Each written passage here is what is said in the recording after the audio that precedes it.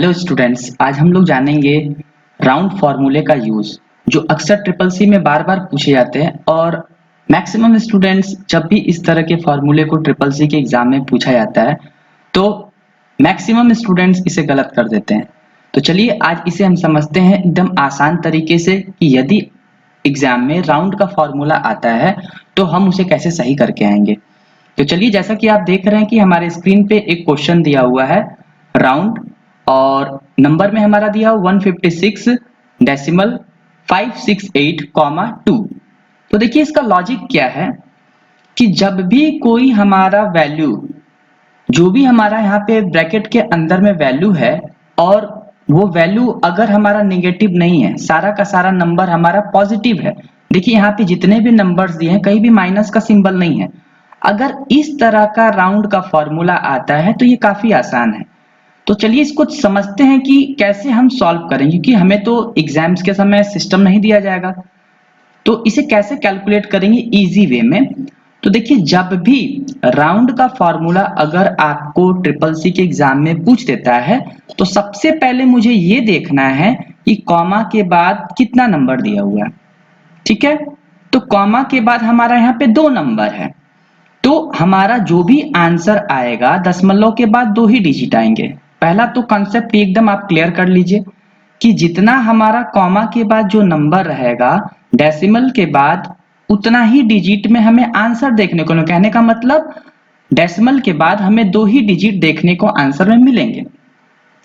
तो अब हमें यह जानना है कि अगर इसे हम सॉल्व करते हैं राउंड फार्मूला यूज करके तो हमारा आंसर क्या आएगा। हमने आपको पहले ही कहा कि अगर यहाँ पे 2 है तो दशमलव के बाद कितना अंक आंसर में आएगा, 2। अगर यहाँ पे 3 है तो दशमलव के बाद हमारा कितना अंक में यहाँ पे आंसर आएगा, 3। तो यहाँ पे जो क्वेश्चन दिया हुआ दशमलव के बाद 2 अंक आएगा, तो ये 2 तो हमारा कॉमन है। अब 2 अंक के बाद ये जो तीसरा वाला है इसको हमें देखना है कि ये कितना नंबर में है। अगर ये हमारा नंबर 1 से 4 तक रहेगा तो हमारा ये डिजिट 6 जो है इसमें कोई परिवर्तन नहीं रहेगा, मतलब आंसर हमारा 5 6 ही होगा। लेकिन यदि हमारा ये तीसरा डिजिट 5 से लेके 9 के मिड में है तो हमारा ये डिजिट बदल के किस में हो जाएगा, 5 7 हो जाएगा। तो जैसा कि आप देख रहे हैं ये क्वेश्चन जो हमारा दिया है कॉमा 2, तो हमें दशमलव के बाद कितने अंक देखने को मिलेंगे, 2 अंक देखने को मिलेंगे। और तीसरा अंक जो है ये 5 से 9 के बीच में है, तो जब भी 5 से 9 के बीच में रहेगा तो ये डिजिट हमारा इंक्रीज हो जाएगा, मतलब ये 6 से क्या हो जाएगा, 7। तो चलिए इसको हम सॉल्व करते हैं। जैसा कि ऑलरेडी हमने फॉर्मूला लगा रखा है, चलिए हम इसे एंटर करते हैं और देखते हैं आंसर क्या आएगा। हमारा अभी दिया हुआ है 0.568, तो ये हमारा कॉमा 2 दिया हुआ है तो 2 डिजिट हमारा यहाँ पे आंसर आएगा। बट ये तीसरा डिजिट हमारा 5 से अधिक है, मतलब हमारा आंसर क्या होगा, 0.57। आइए इसको एंटर करके देखते हैं। तो देखिए हमारा आंसर क्या आया, 156.57। ठीक है, चलिए इसी को और फिर एक बार सॉल्व करते हैं। मान लीजिए इस बार जो है ये आखिरी डिजिट जो है मैं इसे कर देता हूं 3। ठीक है, तो अब बताइए कॉमा हमारा 2 ही दिया हुआ है, तो 2 दिया इसका मतलब क्या, दशमलव के बाद हमारा आंसर में 2 ही डिजिट देखने को मिलेंगे। लेकिन तीसरा डिजिट को हम देखेंगे, 2 तो हमारा आंसर में आएगा, बट तीसरा डिजिट को हम देखेंगे कि तीसरा डिजिट हमारा क्या दिया हुआ है। तो यहाँ पे तीसरा डिजिट जो है हमारा ये 0 से 4 में है, मतलब हमारा ये डिजिट में कोई परिवर्तन नहीं होगा। इसका मतलब ये है कि हमारा आंसर 156.56 ही होगा। चलिए इसे एंटर करके देखते हैं हम कि आंसर कितना आ रहा है। देखिए हमारा आंसर 156.56 ही आया। चलिए फिर कुछ और इसमें परिवर्तन करके देखते हैं हम। जैसे मान लीजिए हम यहाँ पे कुछ डिजिट और बढ़ा दिए, 7 कर दिए और यहाँ पे हम कर दे रहे हैं 3। तो इस कंडीशन में बताइए गैस करके कि क्या होगा। सिंपल, कितना दिया हुआ है यहाँ पे, 3। इसका मतलब डेसिमल के बाद हमें 3 डिजिट आंसर देखने को मिलेंगे।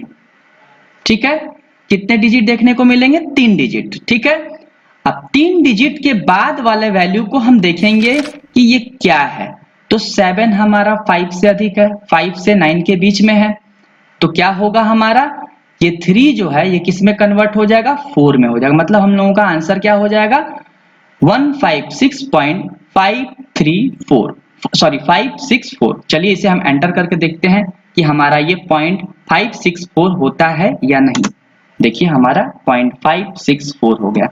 तो सिंपली आपको क्या समझ में आया, यदि राउंड का फॉर्मूला हमें देखने को मिल रहा है और उसमें सारा का सारा वैल्यू हमारा पॉजिटिव है तो हम डेसिमल के बाद का डिजिट ही लेंगे। अगर यहाँ पे 3 है तो 3 डिजिट को ही लेंगे, मतलब 3 डिजिट ही हमारा आंसर आएगा। और तीसरे डिजिट के बाद जो हमारा डिजिट होगा उसको हमें देखना रहेगा कि अगर वो डिजिट हमारा 0 से लेकर के 4 में है तो हमारा ये डिजिट में कोई परिवर्तन नहीं होगा, बट 5 से लेके अगर 9 के मिड में है तो ये डिजिट में हमारा परिवर्तन हो जाएगा। तो ये था हम लोगों का राउंड फॉर्मूला का सिंपल पॉजिटिव वैल्यू में कैसे कैलकुलेट करेंगे कि हमारा आंसर क्या आएगा। अभी हमने देखा था कि यदि हमारा राउंड का फॉर्मूला दिया हुआ है और उसमें जो भी वैल्यू है वो हमारा पॉजिटिव में है, कहने का मतलब कोई भी माइनस का सिंबल नहीं है, तो उसे हम कैसे कैलकुलेट करते हैं। लेकिन इस बार हमने थोड़ा सा इस राउंड के फॉर्मूले में और वैल्यू में कुछ थोड़ा चेंज किए हैं, और ऐसे ही ट्रिपल सी में पूछा जाता है, कभी कभी पॉजिटिव में आ जाता है, कभी कभी नेगेटिव में आ जाता है। तो देखिए यहाँ पे जो भी हमारा वैल्यू दिया हुआ है तो ये इधर तक तो हमारा फिलहाल में पॉजिटिव में है, बट कॉमा के बाद हमारा यहाँ पे क्या आ गया -2। तो जब भी आपको राउंड के फॉर्मूले में माइनस का सिंबल देखने को मिल जाता है, मतलब -2 -3 ऐसा कुछ आ गया, तो उस कंडीशन में राउंड फॉर्मूला कैलकुलेट करने का थोड़ा तरीका बदल जाता है। तो चलिए हम आपको इजी वे में समझाते हैं कि यदि राउंड में माइनस का सिंबल देकर के कोई वैल्यू दे दिया है, कोई नंबर दे दिया है, तो हम उसे कैसे कैलकुलेट करेंगे। अभी हमने आपको बताया था कि यदि पॉजिटिव वैल्यू है तो पॉजिटिव वैल्यू में हम क्या करते हैं, डेसिमल के बाद के वैल्यू को देखते हैं, मतलब दशमलव के बाद के स्थान को देखते हैं। लेकिन जब भी माइनस अगर देके 2 3 4 ऐसा कुछ भी दे दिया है तो दशमलव के बाद के स्थान को मुझे देखना ही नहीं है, बिल्कुल एकदम इग्नोर कर देना है। तो यहाँ पे हमें क्या देखना है, यहाँ पे दिया कॉमा -2, तो हमें करना क्या है, ये डेसिमल के ठीक लेफ्ट हैंड साइड में हम दो वैल्यू को देखेंगे। तो दो वैल्यू ये हमारा है, तो -2 दिया तो हमारा कितना वैल्यू देखे, दो वैल्यू देखे। तो ये वैल्यू जो है हमारा, हम राइट हैंड साइड से देखते हुए लेफ्ट साइड की तरफ चलेंगे, तो 2 दिया था तो हमने -2 यहां तक आए। तो ये वैल्यू को आप देखिए, ये हमारा 5 और 9 के मिड में है, तो ये वैल्यू हमारा बढ़ जाएगा, मतलब हमारा आंसर क्या हो जाएगा, 500। अगर अभी हम इसे एंटर करते हैं तो हमारा आंसर क्या आना चाहिए, 500। चलिए हम एक बार करके देखते हैं क्या सही आंसर 500 आ रहा है। बिल्कुल सही है। चलिए फिर कुछ इसमें और परिवर्तन करते हैं और इसको समझते हैं। चलिए इस बार जो है हम इसे क्या कर देते हैं, -3। हमने क्या कर दिया इस बार, -3। अब समझिए इसको क्या होगा, -3 दिया है तो हमने आपको पहले ही कहा जब भी -3 दिया है, -4 दिया है, ऐसा कुछ भी दिया है तो दशमलव के बाद के वैल्यू को मुझे देखना ही नहीं है। अब की बार क्या करेंगे, हम 3 डिजिट को लेंगे, 1 2 3, ये तीनों डिजिट को लेंगे, ये तीनों डिजिट को। और ये आखिरी डिजिट हमारा क्या है, आखिरी डिजिट हमारा जो है ये हमारा 4 से 0 के मिड में है। तो अब की बार बताइए कि आंसर हमारा क्या होना चाहिए।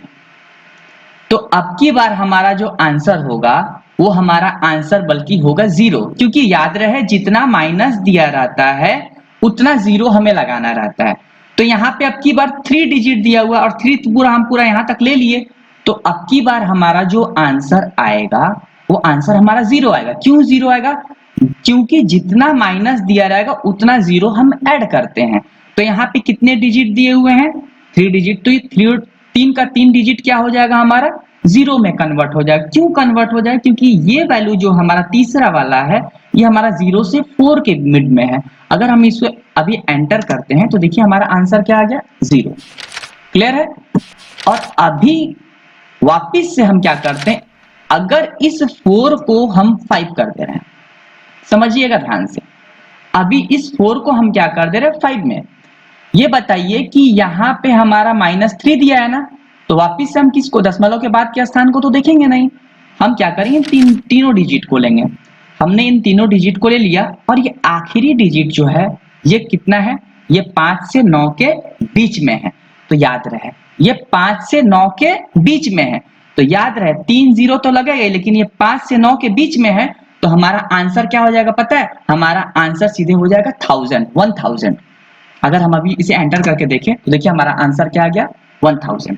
मैं और इसे एक्सप्लेन करता हूं ताकि आपका जो भी डाउट्स है वो क्लियर हो जाए, क्योंकि मैक्सिमम स्टूडेंट जब भी ट्रिपल सी के एग्जाम में ये माइनस दे देता है तो बहुत सारा कंफ्यूजन हो जाता है। चलिए इसे हम और थोड़ा क्लियर करते हैं। जैसे मान लीजिए हम क्या करते हैं, ये डिजिट जो है ना, इस डिजिट को हम यहां से क्या कर देते हैं, कम करके इसे 2 कर देते हैं। ठीक है, समझिए बढ़िया से। तो अभी -2 दिया है, तो हम क्या करेंगे, ये 2 डिजिट को देखेंगे। कितने डिजिट को देखेंगे हम? 2 डिजिट को देखेंगे। अच्छा, अब ये 2 डिजिट को देखें, इसका मतलब क्या है, ये 2 जीरो लगाएगा। -2 है मतलब ये 2 जीरो इंक्लूड करेगा। लेकिन ये दूसरा डिजिट जो ये देखिए आपकी, ये कितना दिया हुआ है, ये 5 से 9 के बीच में है कि नहीं है, है ना? तो ये डिजिट हमारा बढ़ के कितना हो जाएगा, 6 हो जाएगा। मतलब हमारा आंसर क्या हो जाएगा, 600। आइए इसे एंटर करके देखते हैं, 600। क्लियर है? चलिए और क्लियर करते हैं आपको।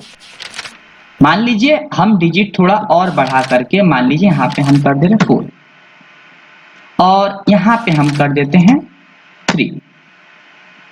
ठीक है, 4552.589।